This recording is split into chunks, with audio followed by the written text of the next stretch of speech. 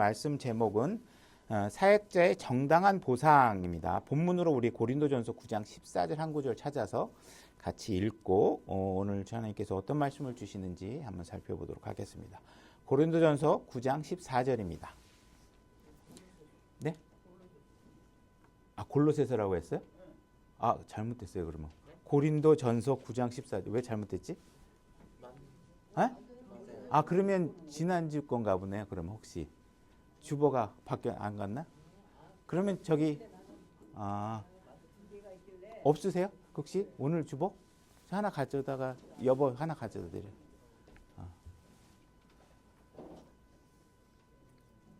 봐봐, 그 지난주 거 아니지? 오늘 가져온 거지? 성경님이 놔뒀는데 두 개가 있길래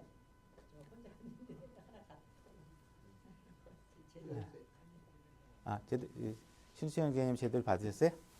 예, 그리고 고린도전서 9장 14절 우리 같이 소리내서 읽겠습니다. 준비 시작. 이와 같이 주께서도 복음을 선포한 자들이 복음으로 살 것을 정하셨느니라. 그래서 오늘 주제는 목회자들이 좀 설교하기에 많은 부담이 있는 제목이기도 합니다. 하지만 이제 우리가 기록된 하나님의 말씀은 우리가 다 균형 있게 다 살펴봐야 되니까, 그리고 또 고린도전서를 쭉 살펴보면서 이 대목이 왔기 때문에 이 주제를 우리가 피해갈 수는 없습니다. 그래서 오늘 읽은 지금 본문을 제가 다시 읽어보면 무슨 얘기냐면 주께서 어떻게 얘기하고 계시냐면 복음을 선포하는 자들, 그죠? 목회 사역을 하든 복음 전도사로 사역을 하든 이렇게 주님의 말씀을 전적으로 다루고 하는 사람들은 복음만으로 살 수 있도록 정하셨다 이렇게 얘기하고 있습니다. 하나님께서 정해 놓으셨다 이렇게 얘기하는 거예요. 그러니까 이게 룰이다, 이게 규칙이다, 규례다 이렇게 말씀하시는 것입니다. 그러니까는 하나님의 말씀을 선포하는 자들은 선포하는 것만으로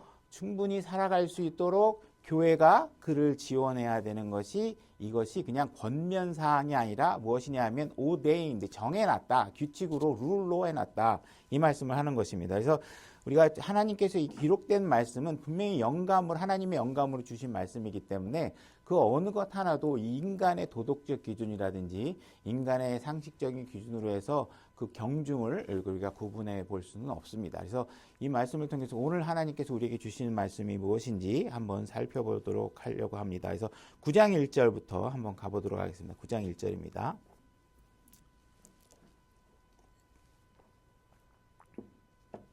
제가 읽겠습니다. 내가 사도가 아니냐? 내가 지금 사도다 이렇게 얘기하고 있는 것이죠. 내가 자유로운 자가 아니냐? 나는 지금 유대인에게 속해 있거나 뭐 이렇게 어떤 인간적인 어떤 굴레 속에 속해 있는 사람이 아니라 하나님께 속해 있고 여러 가지로부터 자유롭게 된 사람이다 이렇게 얘기하고 있는 거죠. 교회에 속한 사람이다 이렇게 얘기하고 있는 것입니다. 내가 예수 그리스도 우리 주를 보지 아니하였느냐? 많은 우리 유튜브를 보다 보면 예수를 만나지 않았던 사도 바울이 어떻게 신약교회에 그렇게 열심히 있을 수 있었느냐 이렇게 얘기를 하는 것은 성경을 기준으로 한 토론이 아닙니다. 성경에서는 분명히 바울이 예수님을 만났다 이렇게 이해하고 있습니다. 그러니까 세상의 기준을 가지고 성경을 바라보면 항상 꼬이는 일들을 자꾸 하게 됩니다. 그러니까 성경을 기준으로 하셔야 되죠. 그러니까 우리가 믿음 안에 들어오지 않으면 아무것도 믿을 수 없게 되지만, 우리가 믿음 안에 들어와서 성경을 진리로 섬기게 되면 우리는, 여러분들은 새로운 삶의 기준과 관점이 생기게 되는 것이죠. 그러니까 바울은 지금 내가 주를 만났다, 봤다 이렇게 얘기하는 거죠. 눈으로 직접 목격했다. 너희는 주 안에서 행한 나의 일이 아니냐. 결국은 고린도 교회 성도들을 보면서 너희들이 지금 하나님을 믿고 있는 게 왜 믿고 있는 거야?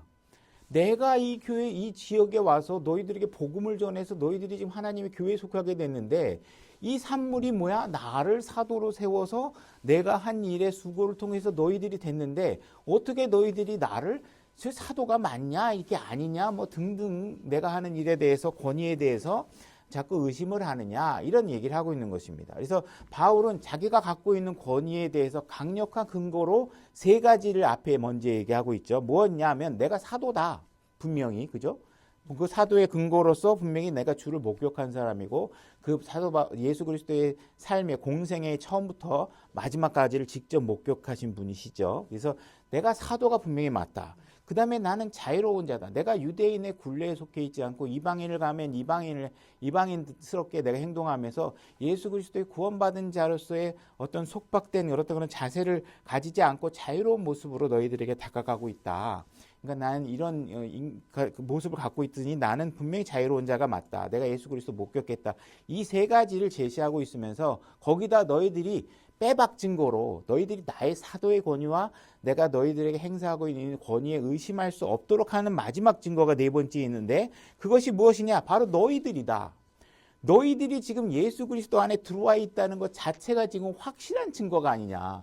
내가 그리스도 안에서 내가 이 주어진 사역을 감당하지 않았다면 너희들이 그리스도 안에 들어올 수 없었을 텐데 들어온 것이 너희들이 바로 강력한 나의 증거다. 이렇게 얘기하고 있는 것입니다.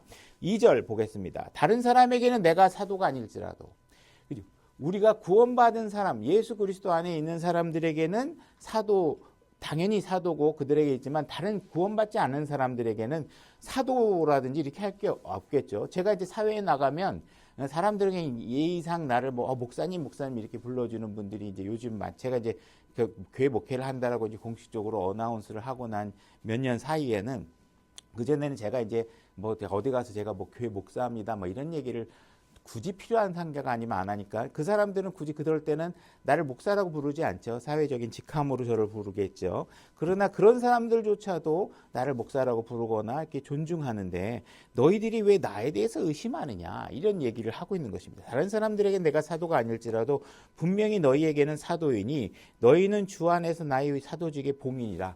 내가 사도직을 갖고 있다라는 사실들을 부인할 수 없는 확실한 증거가 뭐냐? 너희들이다. 너희들이 지금 나의 확실한 증거다. 나를 시험하는 자들에 대한 내 대답은 이것이다. 그러니까 많은 사람들이 지금 당신이 사도가 맞느냐? 여러 가지 당신이 왜 그런 권위를 갖느냐? 여러 가지 부인을 하는데 그런 거에 대한 내 확실한 답은 무엇이냐? 너희들이다. 그리고 내가 사도고 예수 그리스도를 봤던 사람이다. 내가 유대인에 한정된 사람이 아니다. 그죠? 이렇게 얘기하고 있는 것이죠. 그래서 우리는 사도직을 받은 사람, 또 교회에서 감독직을 행하고 있는 사람들은 끊임없이 사람들에게 비판의 눈길을 받게 됩니다. 저 사람의 아들이 어떤 것 같아? 저 사람의 와이프의 행실이 어떤 것 같아? 저 사람의 자녀들이 어떻다며? 아유, 목사가 어떻게 저럴 수 있어? 하면서 세상 사람들로부터 더 높은 수준의 비판과 판단의 기준을 가지고 굉장히 비난을 받게 되는 것이죠.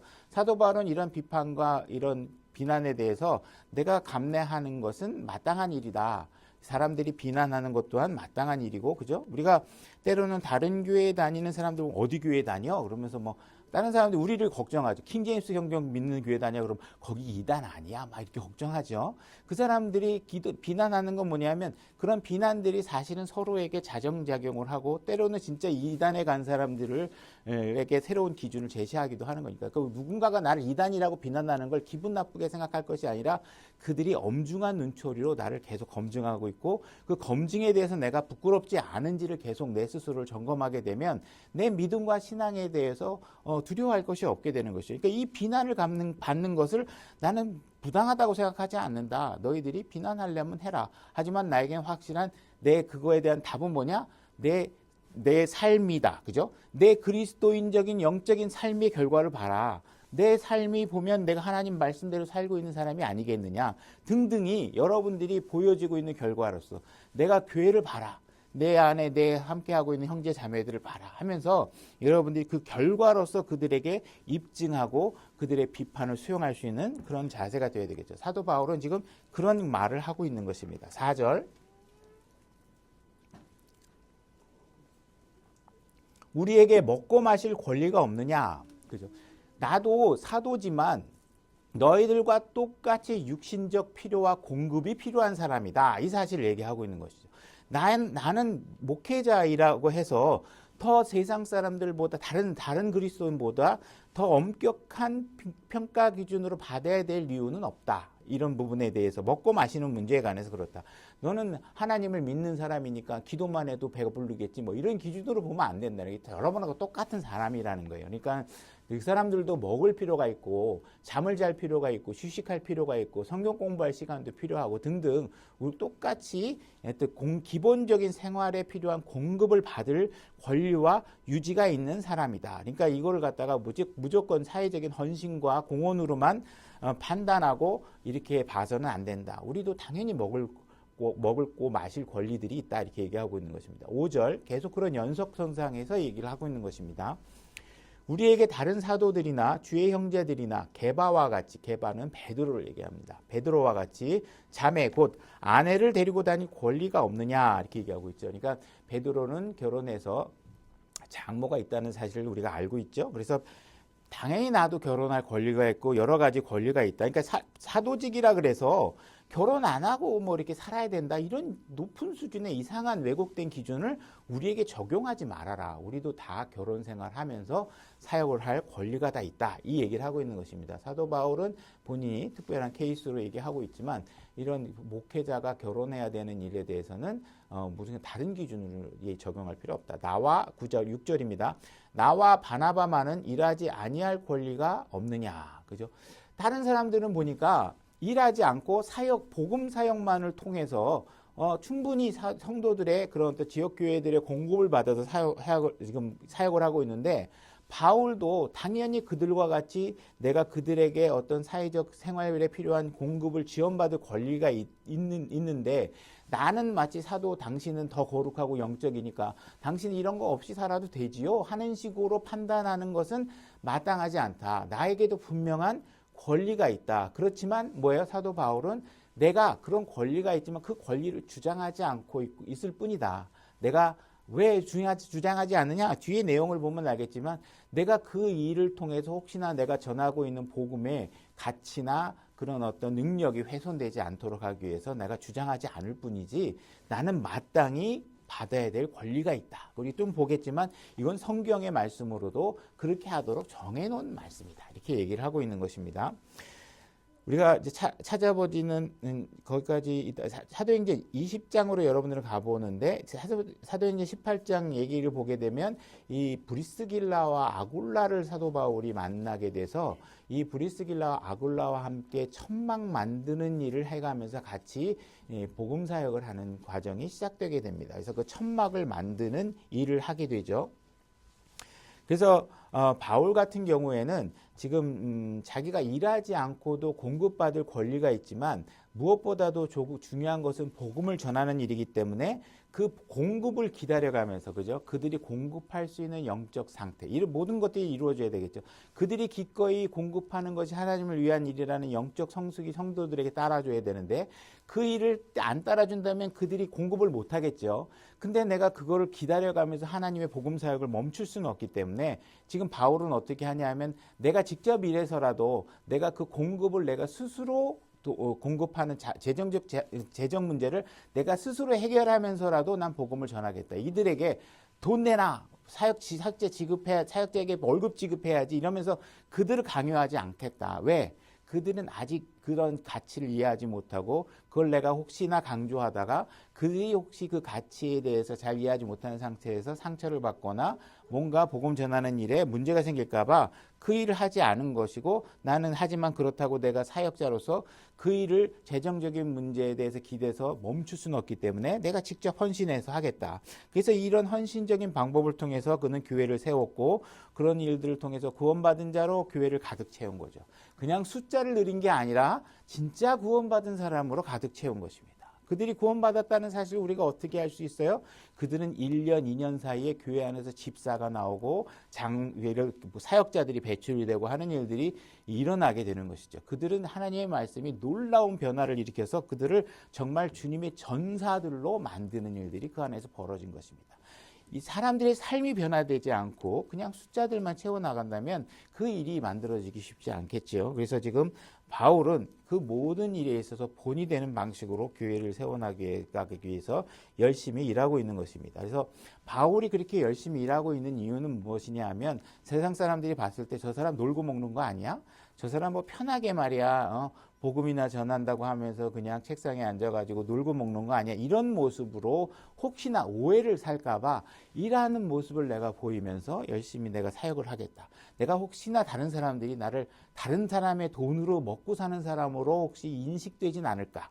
이런 것들 때문에 그 일 때문에 놀고 게으르게 먹고 사는 저 사람 나 이런 사람 많은 교회는 다니기 싫어. 이런 식의 문제가 생길까봐 그 일에 있어서 내가 성도 이 일을 하겠다. 그죠?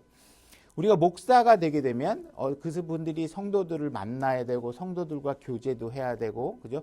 성도들을 일일이 만나면 그래도 목사 입장에서 그들에게 맨날 얻어먹는 것보다는 어떻게 해요? 목회자가 그래도 살 수 있는 입장이 돼야 되고 그래서 우리가 그런 일들을 하고 상담하고 어려운 사람들 찾아다니고 아픈 성도들 찾아다니고 다 여러 가지 문제들이 비용이 들죠.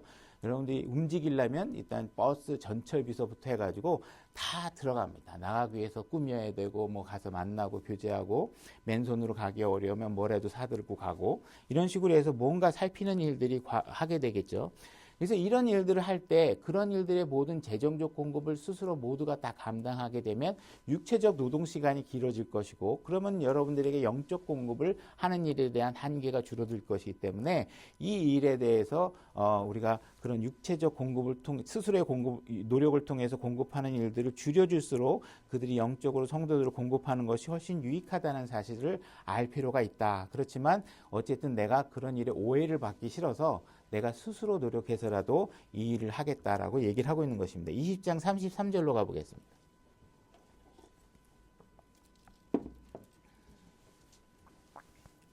(20장 33절입니다) 사도행전 20장 33절.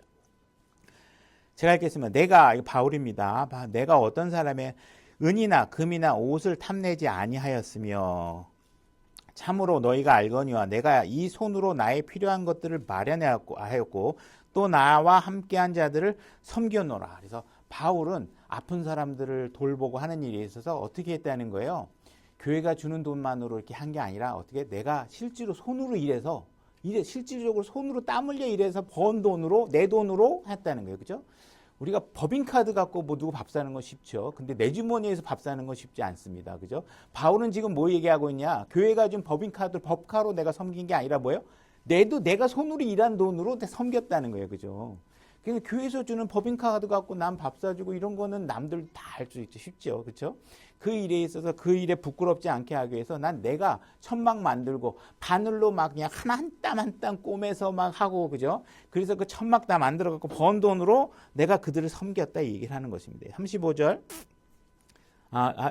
손으로 마련한 것 했고 또 나와 함께 한 자들 섬겨노라. 35절. 내가 너희에게 모든 것을 보여주되 곧 너희가 마땅히 이렇게 수고하여 약한 자들을 지원하고 또 주 예수님께서 말씀하신 것 즉 주는 것이 받는 것보다 더 복되도다 하신 그분의 말씀을 기억하게 하였느니라. 이렇게 바울이 행한 행동을 통해서 지금 성도들이 어떻게 하고 있어요? 바울이 한 행동을 통해서 성도들이 약한 자들을 돕기 시작한 거예요. 왜? 바울이 약한 자들을 돕는데 남의 돈으로 하는 게 아니라 자기 돈으로 하는 거예요. 그죠? 그러다 보니까 바울이 하는 걸 보니까 주는 게 받는 것보다 더 기뻐하고 있는 바울의 모습을 본 거예요.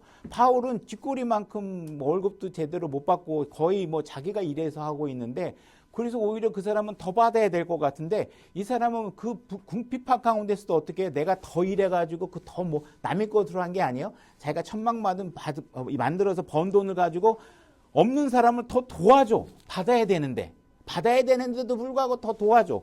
그런데 그의 삶의 기쁨과 평안이 넘쳐. 그러니까 사람들이 어떻게 해요?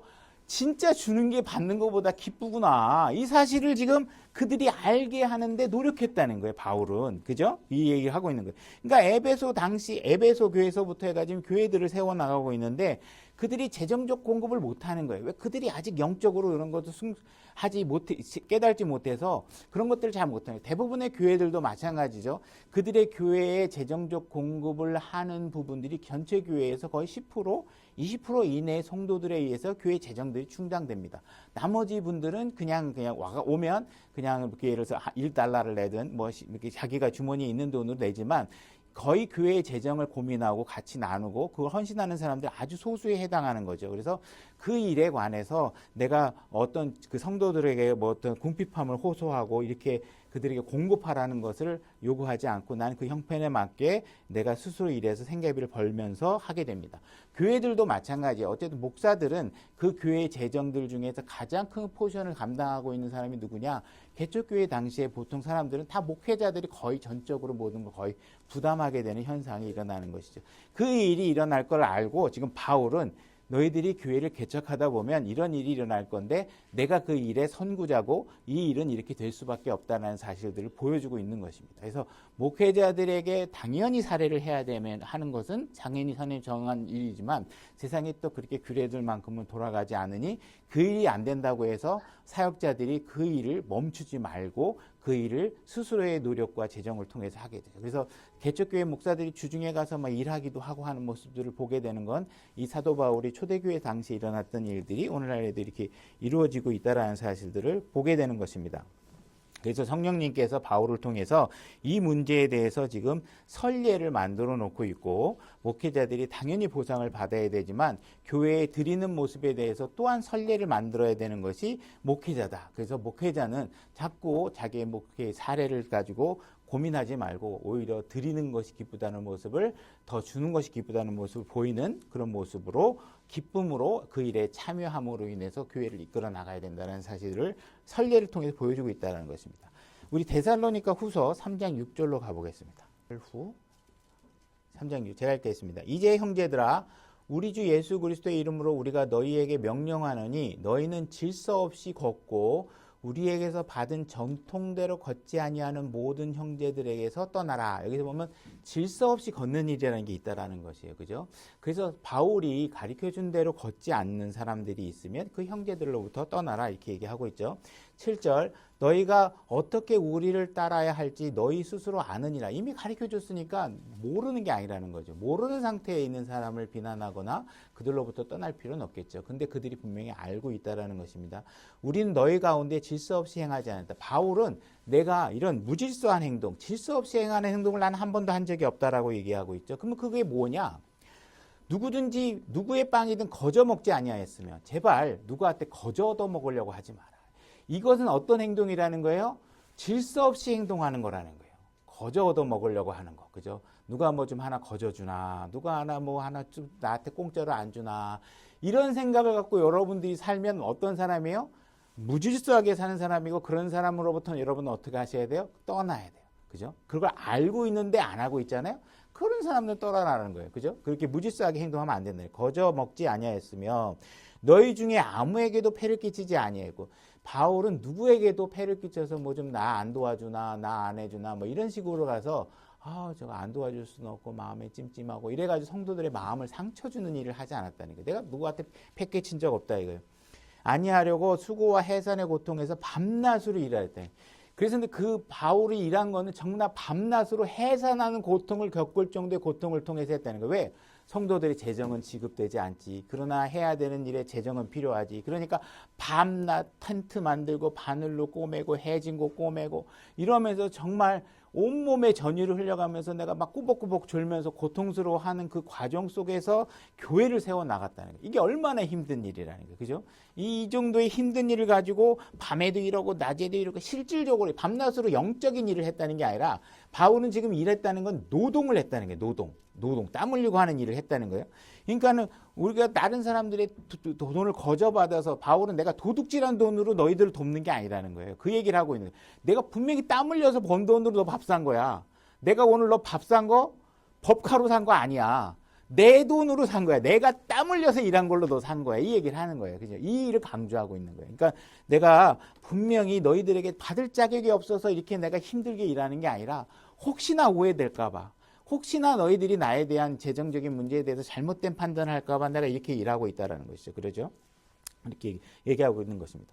그러니까 여러분들이 누군가가 일하지 않고 가족을 부양하려고 하고 일하지 않고 돈을 받으려고 하고 그죠? 이렇게 하고 있다면 이거는 질서 없이 행하는 거고 이건 죄다. 성경은 그것을 죄라고 얘기하고 있다. 나는 이런 죄를 지은 적이 없다라는 사실을 얘기하고 있는 거예요. 바울은. 그죠? 9절. 데살로니가 후서 3장 9절. 이것은 우리에게 권한이 없어서가 아니라 그죠? 바울의 일행에게는 당연히 권한이 있다는 거, 받을 권한이 있다는 거예요. 우리 자신을 너희의 본으로 만들어 우리를 따르게 하려 함이라. 이 본을 만들어서 따르게 하려는 거예요. 교회 목회자들이 왜 그렇게 헌신하고 그래요? 그 먼저 본을 보이면 그들이 따르. 제가 회사 다닐 때 세상 사람들도 이게 우리 그리스도인만 적용되는 게 아니라 제가 옛날 건설회사 다닐 때 다니면요. 저는 사원이죠. 그리고 저는 이제 그러고 나서 이제 대리 직급을 받으면 부장 차장이 팀장이 가서 밥을 사요. 그러면서 내가 이게 얻어먹으면 어떻게 해요? 그러면 그분이 하셨던 얘기가 기억나요. 내가 너한테 이렇게 사는 거는 나중에 너도 부장 차장이 되면 네 밑에 부하 직원에 이렇게 살 줄 알아야 돼. 이 얘기를 한 거예요. 근데 세상 사람들도 아는 일이죠. 그죠? 내가 먼저 무언가 본을 보이고 그들에게 베풀고 쓰는 걸 즐거워하게 되면 그들도 그 밑에 직원들에게 그렇게 베풀고 하는 일들을 배우게 되겠죠. 그래서 배웠으니까. 그죠? 우리 부모님이 나에게 무언가 선한 모습을 행하고 하는 일들은 수고스럽지만 내가 그걸 배워서 내 자식들에게 그 선행을 그대로 베풀 수 있도록 하는 거예요. 지금 바울은 자기가 지금 성도들을 잉태하듯이 하고 가르치고 있고 기르고 있고 가르치고 있는데 이런 모든 문제에 있어서 재정적인 문제에 있어서조차도 내가 본을 보이고자 하고 있다. 이렇게 얘기를 하고 있는 것입니다. 10절 우리가 너희와 함께 있었을 때 너희에게 이같이 명령하여 누구든지 일하지 아니하려거든 먹지도 말라고 하였노라. 제가 사설이지만 하여튼 우리 아버지가 맨날 나한테 했던 얘기가 이거예요. 내가 성경 다른 건 안 믿는데 일하지 않는 자는 먹지도 말란 말은 내가 믿는다. 그러고서 맨날 저한테 잔소리 하셨던 게 생각이 나요. 그러니까 만약에 누군가가 일하지 않고 놀고 있다.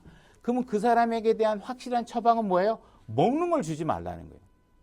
일하지 않는데 불쌍하다고 먹여주고, 일하지 않는데 불쌍하다고 도와주고, 그러면 어떻게 해요? 그 사람들은 계속 일하지 않고 먹으려고 그러겠죠. 그죠? 이런 일들이 안 생겨요. 우리가 6.25 과거 시절에 저는 살아보진 않았지만 그 이후의 세대지만 그 당시에 사람들이 어려운 환경이 주어졌을 때 어떻게 했어요? 말도 안 통하는 러시아를 가기도 하고 중국으로 가고 지금 여러분들 가서 미국에 가서 일하면 말도 안 통해요. 그런 데 가서 어떻게 일해요? 막 여러 가지 핑계를 대죠. 굶어 보면 어떻게 해요? 굶어 보면 별짓을 다 해서라도 먹고 살려고 사람 하잖아요. 그죠? 배가 부르니까 막 이것 때문에 못해요. 저것 때문에 못해요. 막 이런다는 거죠. 그죠? 그러니까 곡기를 끊으라는 거 먹지 못하게 하면 이 일이 해결된다. 이 얘기를 하고 있는 것이에요. 그죠? 우리가 정부에서 주는 돈에 의존하고 살고 이러면 사람들이 당장은 좋겠지만 그 모습이 후대에 생산할 모습을 생각하면 그건 비성경적인 방법으로 이 사회가 멸망의 길로 달려가는 일들이 발생하게 될 것이다라는 사실을 알 수가 있겠죠. 근데 이제 또 다른 문제는 뭐냐 하면 사람들이 복음 사역을 하면 이걸 일로 여기지 않는다는 거예요. 마치 소방수가 불 끌어 다니는 일들은 어쩌다 한 번이고 그 과정은 다 훈련하는 일이잖아요. 그러면 사람들은 불 끄는 일은 한 달에 두세 번밖에 안 하는데 그 사람들한테 월급 줄 필요가 뭐 있어? 이런 식으로 생각하든 마치 교회에서 학자들도 복음 전하고 하는 일들이 막 이런 일들을 별로 일이라고 여기지 않는다는 거예요. 근데 바울이 얘기하는 건 지금 뭐냐면 이건 내가 봉사나 취미가 아니라 정말 힘들게 쌓아가고 있는 일이라고 얘기하고 있는 거예요. 이 복음적인 사역을 하고 있는 건 내가 먹고 살 일 이후에 취미 생활하는 게 아니라 전적으로 내 생계를 책임질 만큼의 생계를 모든 걸 걸고 하는 것만큼 직업적 사명으로서 내 이 일을 하고 있다라는 것이에요. 그러니까 사람들이 마치 바울과 같이 신앙 좋은 사람들은 예수님 사랑하는 사람이니까 당신은 공짜로 일해도 돼 하는 사고를 갖는 경향이 있다라는 거예요. 바울이 자기가 자원해서 하는 일과 성도들이 사역자에게 페이를 해야 된다는 사고의 기준을 정확하게 서로가 각자가 갖고 있지 않으면 안 되는 거죠. 그죠? 바울은 권한이 있지만 양보한 것이고 당연히 받는 게 마땅한 것이지만 더 나은 신앙을 위해서 수고하고 있지만 그렇다고 해서 성도들이 당신은 신앙 좋으니까 공짜로 일해야 돼. 이런 기준을 만약에 갖고 있다. 그건 안 된다는 거예요. 여러분들이 자동차 수리를 하러 간다 그러면 우리 교회 성도 중에 누구 한 사람한테 가가지고 차 좀 고쳐줘 그러고 공짜로 만약에 해야 된다 그러면 한두 번은 모르지만 자꾸 가면 그 사장이 좋아하겠어요. 저 목사는 맨날 와가지고 거저 고치려고 그러고 사람은 다 똑같이 돼 있어요. 제가 60평생 살면서 그 원칙은 어긴 적이 한 번도 목격한 적이 반대로 일어난 일을 한 번도 내가 목격한 적이 없어요. 말은 그렇게 하겠지만 그들의 마음속은 다른 거예요. 그죠? 다 흉보고 다 비난한다고요. 그러니까 여러분들이 뭔가 누군가에게 에어컨 수리공이 기독교인이세요? 그러면 공짜로 해주고 가세요. 이렇게 안 할 거잖아요. 그죠? 그러니까 이런 사고방식을 접근하게 되면 안 된다. 이런 사고방식은 비난받아야 된다. 잘못된 것이다. 이렇게 얘기하고 있는 것이죠. 그래서 바울이 성경을 연구하고 준비하고 그들을 위해서 기도하고 그들에게 상담하고 그들을 찾아가고 그죠? 이런 일들이 굉장히 어렵고 힘든 일이다. 실질적으로 굉장히 힘든 일이다. 제가 실질적으로 개인적인 얘기를 할 필요 없겠지만 저도 이 일을 하면서 보니까 이게 무형해 보이지 않는 것들이지만 정말 힘든 과정들이 있다는 사실을 저도 이제 하기 전에 본 모습과 하고 나서의 본 모습은 확실히 차이가 있더라. 이 굉장한 책임감과 어려움이 따르는 문제다. 이런 사실을 알게 됩니다. 바울의 이야기가 공감이 가는 거죠. 고린도전서 9장 6절로 다시 가보겠습니다. 그래서 바울은 자기가 하고 있는 일을 하나의 직업과 고귀한 직분으로서 수행을 하고 있는 것이지 내가 취미나 어떤 서비스 이렇게 덧일로 한 가지 추가하는 일로 이렇게 하는 일이 아니다. 이거는 굉장히 고귀한 일이다. 이 얘기를 하고 있는 것입니다.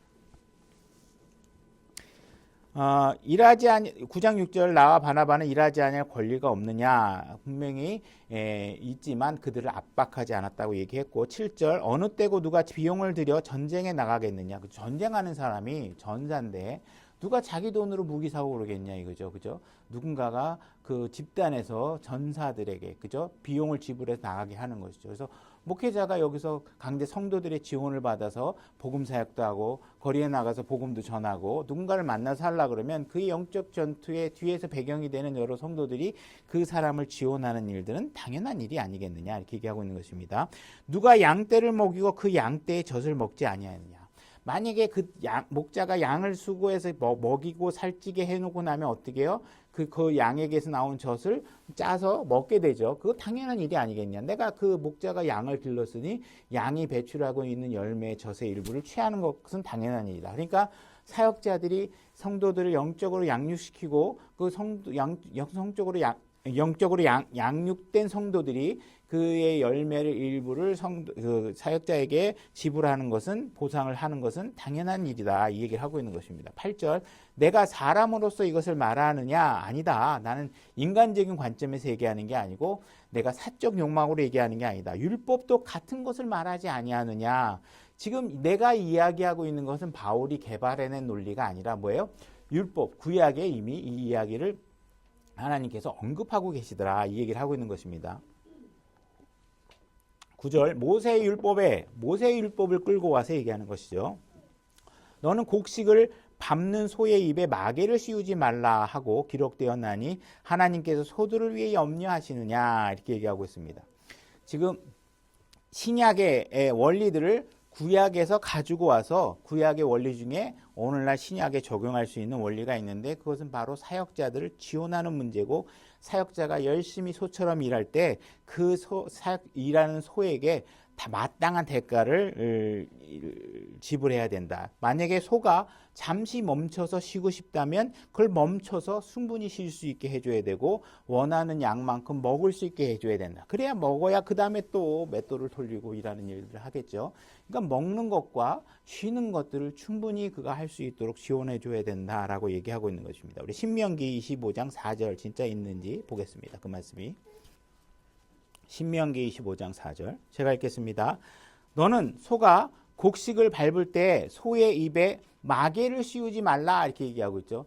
일하고 있는데 입에 마개를 씌워 놓으면 못 먹잖아요. 그죠? 그러니까 일할 때는 마개를 빼서 충분히 먹으면서 곡식을 밟는 일들을 하게 해야 된다. 먹지도 못하게 하고서 하면 당연히 잠깐의 곡식을 더 덜 잃을 수는 있겠지만 결국은 소가 지쳐서 일을 못하게 되는 일이 벌어지겠죠. 그래서 자유롭게 곡식을 먹을 수 있도록 해줘라. 이 원리는 오늘날 신약에 가져와서 신약교회 목사나 사역자들이 충분히 그들이 휴식과 보상을 받으면서 일할 수 있도록 해줘라 하는 얘기에 우리가 적용할 수 있다. 이렇게 얘기하고 있는 것입니다. 자, 9절로 다시 고린도전서 9장 9절로 다시 가보겠습니다. 고린도전서 9장 9절로 다시 가겠습니다. 하나님께서 소들을 위해 염려하시느냐? 그러면 이게 지금 소 얘기하는데 내 지금 소의 동물 학대의 권리라든지 동물의 어떤 양식 권리로 해서 내가 이 얘기를 하는 거냐? 아니다. 내가 지금 소 염려해서 얘기하는 게 아니다. 뭐냐? 10절 아니면 전적으로 우리를 위해 그것을 말씀하시니 내가 전적으로 너희들과 우리 사역자들을 위해서 그걸 말하고 있는 것이다. 이 우리 오늘날 신약 교회를 위해서 이 이야기를 하고 있는 것이다. 그러니까 내가 지금 동물의 권리를 먹을 권리에 대해서 얘기하는 게 아니라 그 비유를 가져다가 우리 오늘날 신약 교회가 이와 같은 방식으로 사역자를 대해야 된다는 사실을 얘기하고 있는 것이다. 틀림없이 이것은 우리를 위해 기억되었다. 이건 우리를 위해서 내가 기록한 것. 신명기 그 말씀도 우리를 위해서 하는 것인지 동물 기를 때 입 막으면 안 돼. 요거 가르쳐 주려고 하는 게 아니다. 라는 사실을 얘기하고 있는 것입니다. 밭을 가는 자는 소망 중에 갈며 소망 중에 타작하는 자는 자기의 소망에 참여하는 자가 되어야 마땅하니라. 그죠? 수고하면서 내가 이제 이 수고하면 어떤 보상이 이루어질 것이다 하는 것은 이게 자연스러운 원리고 그 소망을 위해서 수고할 수 있게 해줘라. 근데 열심히 수고했는데 아무런 소망과 보상이 주어지지 않는다 그러면 여러분들이 한 번에 월급을 아낄 수 있을지 모르겠지만 그 이후에 그 보상 없이 일해야 되는 사역자의 그 사기와 그 어려움들은 여러분들이 결국은 영적인 손해로 이루어지게 되겠죠. 그래서 그런 일들에 관한 아주 원칙적인 질서를 사역자를 특별한 신적 존재로 보지 말아라 이 얘기를 하고 있는 것입니다. 11절 우리가 너희에게 영적인 것들을 뿌렸은즉 너희의 육적인 것들을 거둔다 해도 그것이 큰일이냐. 영적인 것을 뿌렸지만 그것을 꼭 영적으로 거둬야 될 필요는 없다라는 것이죠. 영적인 수고를 위해서 그의 수고를 통해서 수고했으니까 실질적으로 육신적 물리적인 시간과 헌신이 들어갔기 때문에 그것들에 관해서 육신적인 것을 거둔다고 해도 그걸 비난하거나 그러면 안 된다. 그들은 분명히 육신을 갖고 있는 존재이기 때문에 육신의 필요들을 공급받을 수 있도록 해야 된다. 그죠? 목회자들도 아내가 있고 목회자도 자녀가 있고 자녀를 교육시켜야 되고 유치원에도 보내야 되고 학교도 보내야 되는데 당신은 영적이니까 영적인 거 공급하면 우리가 영적으로 기도 많이 해줄게요. 축복 많이 받게 해줄게요. 그리고 기도만 맨날 열심히 해주겠다. 이런 식으로 접근하지 말아라는 거예요. 그거 영적인 수고를 했다고 해서 그가 육신적인 보상을 얻는 게 문제가 되는 게 아니라는 거예요. 당연히 육신적인 보상을 해야 된다. 그죠? 이 일을 얘기하고 있는 거죠. 그러니까 사역자들을 천사와 같이 만들지도 말고 그들에게 합당한 대우를 하지 못해서 그가 쓰레기 같은 생활을 하는 상황 속으로 밀어넣는 일도 해서는 안 된다. 그들은 우리와 동일한 직업적 사명을 갖고 있고 거기에 우리가 영적인 하나님의 사람으로서 역할이 추가되어 있을 뿐이니까 우리가 그 일을 동등하게 우리의 직업권으로서 인정을 해줄 필요가 있다. 그래서 건축업을 하는 사람이라든지 교사를 하는 사람이라든지 이런 사람과 같은 사람으로 봐야지 당신은 말씀 사역을 하니까 당신은 공짜로 일해. 이런 마인드들이 성도들이 갖고 있다면 그거는 잘못된 접근이다라고 가르쳐주고 있는 겁니다. 갈라디아서 6장 6절로 가보겠습니다.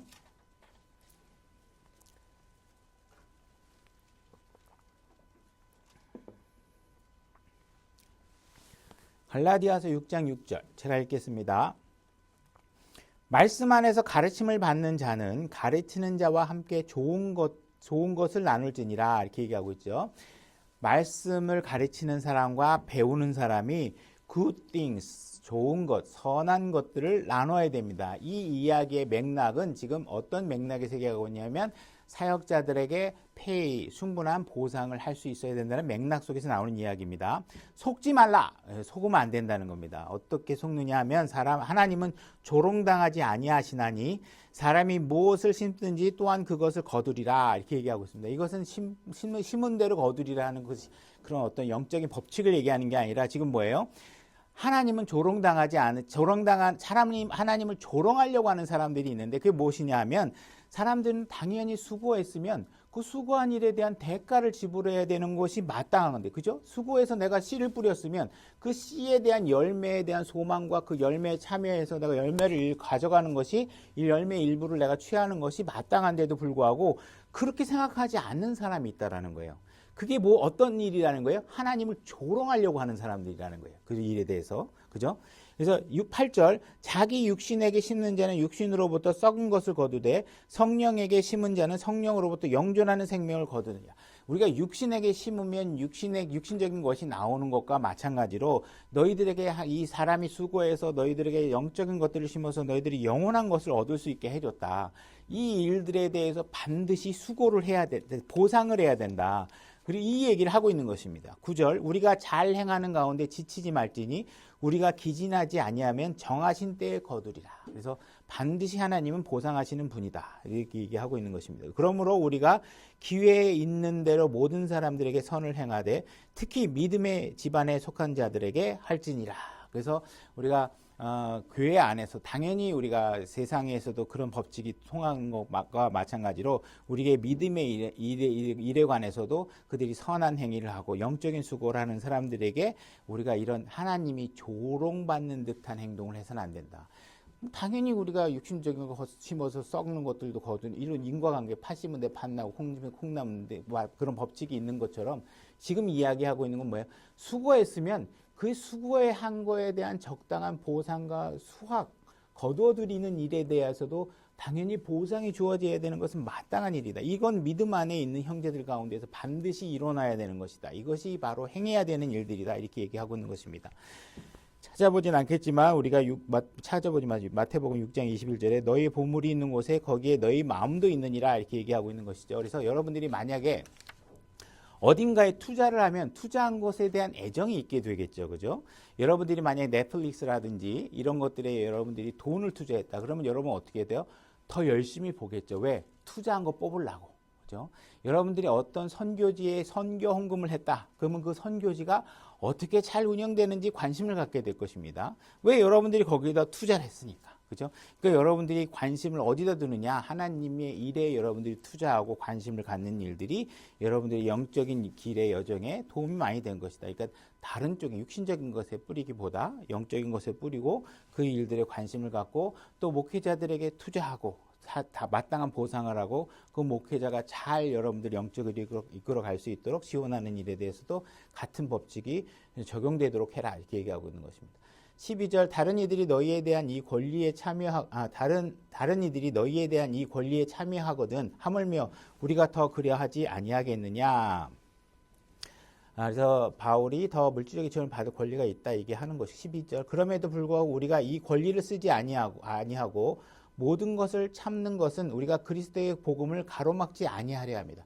내가 당연히 받을 권리가 있지만 그렇다고 해서 너희들이 아직 영적 성숙이 안 돼 있고 헌금에 대한 가치를 잘 이해하지 못하고 있는 너희들에게 내가 무리하게 강요를 해서 이 일들이 복음을 전하는 일에 장애가 되는 일들이 되지 않도록 하려고 하는 것이다. 그러나 우리가 이 일에 권한이 있다는 사실은 너희들이 잊으면 안 된다. 이 사실은 난 반드시 가르쳐야 된다. 이렇게 얘기하고 있는 것입니다. 오늘날 신약교회 목회자들이 하기 어려운 이야기를 바울이 정확하게 기록을 통해서 그걸 내가 대신 얘기하겠다. 반드시 목회자는 받을 권리가 있다는 사실을 성도들이 잊어버려서는 안 된다. 그렇지만 성도들이 사역자가 돈 때문에 일하는 것은 아니다. 이렇게 얘기하고 있는 것이죠.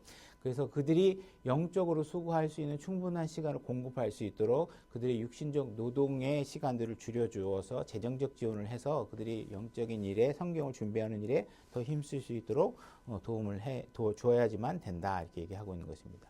13절, 9장 13절 거룩한 것들에 관하여 섬기는 자들이 성전에 속한 것들로 사는 줄 너희가 알지 못하느냐. 또 이제 구약에 대한 이야기를 하고 있죠.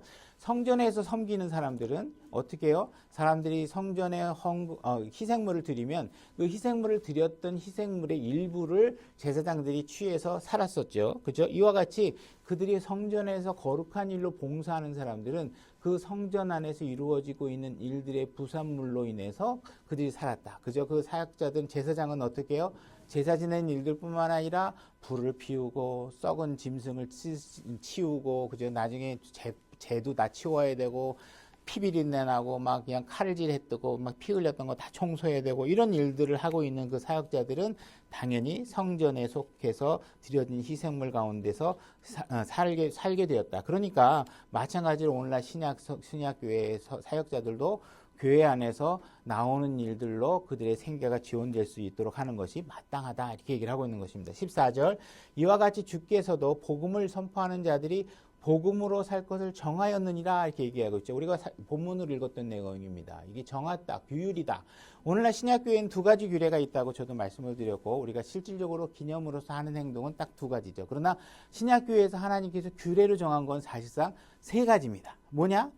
주의 만찬, 침례, 그 다음에 뭐예요? 사역자들에 대한 페이를 보상을 지불하는 것이 주님께서 정한 신약교회 규례 세 가지예요. 그러니까 우리가 두 가지만 알고 있다면 이 세 번째 항목을 여러분들이 충분히 가르쳐주는 사람이 없었기 때문에 몰랐던 것일 수도 있고 여러분들이 충분히 성경을 숙지하지 못하기 때문에 몰랐었던 것들도 있겠죠. 저도 옛날부터 다 알았던 건 아닙니다. 성경을 준비하고 가르치기 위해서 하다 보니까 저도 이제 알게 된 것이죠. 그래서 신약교회에 정해진 규례는 세 가지다. 정확하게는 그렇게 여러분들이 이해하시면 됩니다. 15절입니다.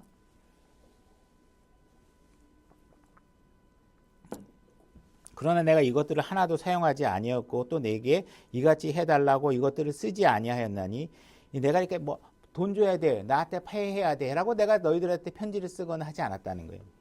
하는 이유는 뭐냐? 내가 죽는 것이 누가 나의 자랑하는 것을 헛되게 만드는 것보다 내가 돈 줘 이런 걸로 해가지고 혹시나 내가 이렇게 수고했는데 내가 이렇게 힘들게 했는데 너희들이 왜 보상 안 해주는 거 해가지고 혹시나 이것이 나의 자랑과 내 어떤 육신적인 탐욕으로 혹시 이루어지게 비춰지게 된다면 바울은 지금 차라리 뭘 선택하겠다는 거예요? 차라리 내가 죽겠다. 내가 죽는 게 낫지. 저 목사 돈 때문에 저러는 거야. 이런 식의, 그죠? 이런 식의 판단이 만약에 들어가는 상황이 생긴다면 내가 그냥 죽어버린, 그래서 내가 이 얘기를 안 하는 거다, 이게. 오늘날 사역자들이 그 얘기를 못 하는 이유는 뭐예요? 내가 그런 혹시 나는 폐해를 받아야 됩니다라고 잘못 얘기했다가 성도들에게 혹시나 저 목사는 돈 때문에 일하는 거 아니야? 저 사람 지금 자기가 뭐 그깟 조금 했다고 그래서 자기가 대단한 일 했다고 막 자랑하는 거 아니야?